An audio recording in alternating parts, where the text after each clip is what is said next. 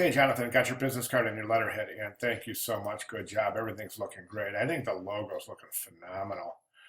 I have a couple of comments, and here's the thing I want to mention is that you've designed these the way that you design branding yourself, and that you've done everything you're supposed to do. Now I'm going to make some recommendations, and I'm going to give you some reasoning behind those recommendations, and then if it makes sense to you, you can run with it. If not, by all means, then continue in the direction that you choose to be the most effective.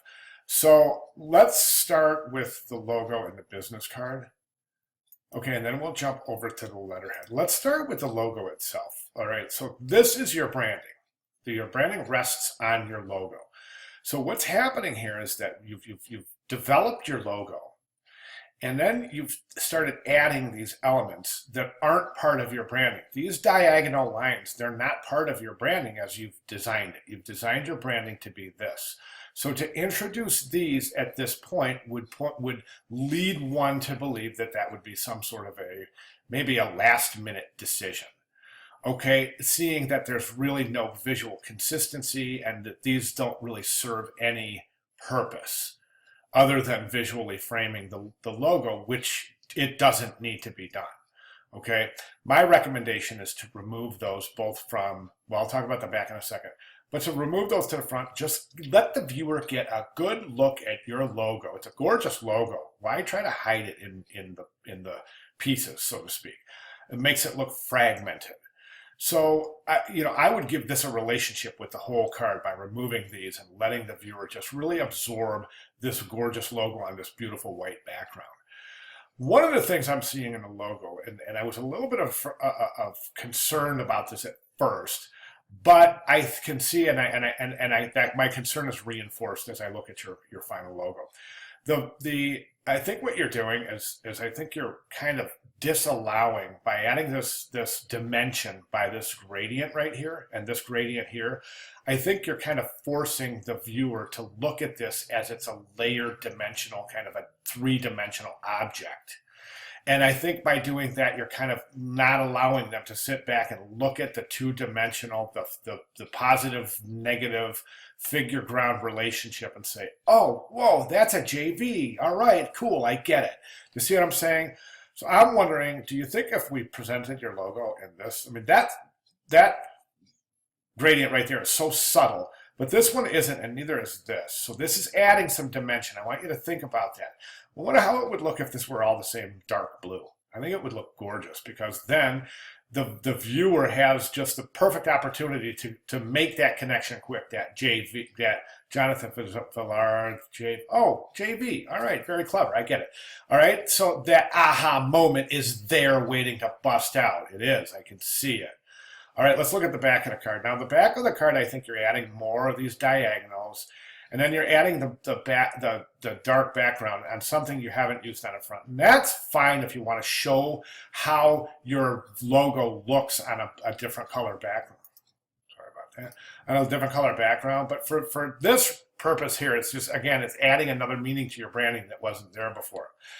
This presentation of your contact information is very, very trendy, and I recommend thinking twice about it for a couple of reasons. Number one, it's really trendy. Number two is that if you're looking at a employer and this question comes up, and it quite possibly could, did you design these little icons?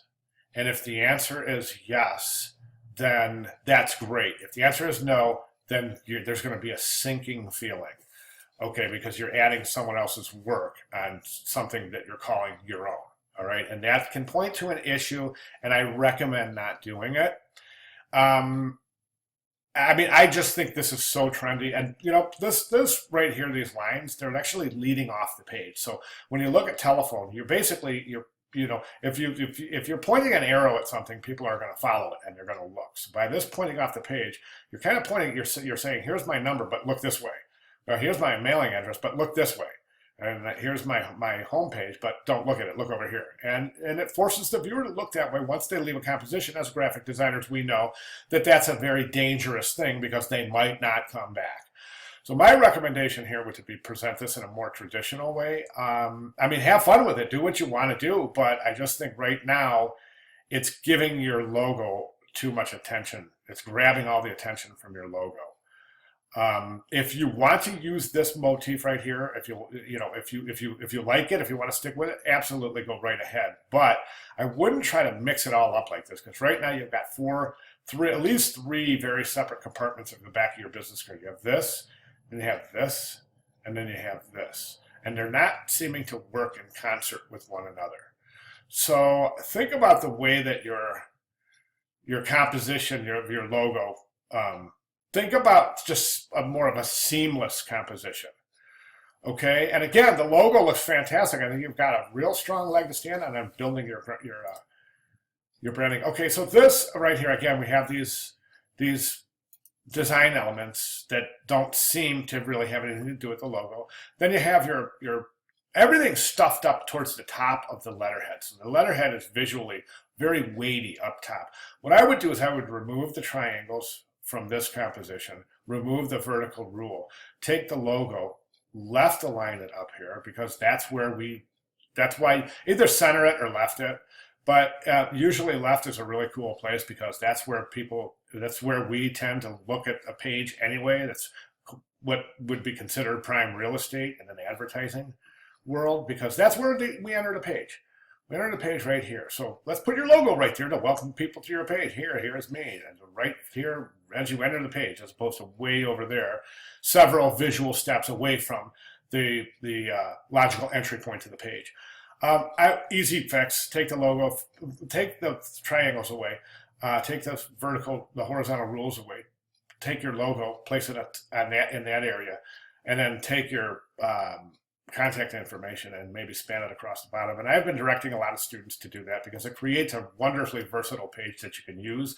It really opens up the page for areas you can use, and it creates this kind of cool visual connection between the bottom of the page and the logo. That's just really, really an interesting way to go. So think about applying maybe some of the color from your logo into your type, moving the type down to the bottom, moving the logo to the left. All right. Sorry to go on for 7 minutes, but I think that we're just so close to having this fantastic branding piece. I hope my comments make sense. Listen, I'm not trying to direct you. I'm telling you from a hiring professional's perspective what I'm seeing. Okay, so if you're stuck, if you like this way, if you like what you're doing, if you enjoy the visual directions, by all means, stick with it. You're not doing anything wrong here. I don't want you to think that's what I'm saying by the critique. Okay, so I just want you to, it's just another school of visual thought, suppose we could look at it like that, okay? Any questions or comments at all, Jonathan? Please feel free to get with me, all right? Thank you very much. Good job.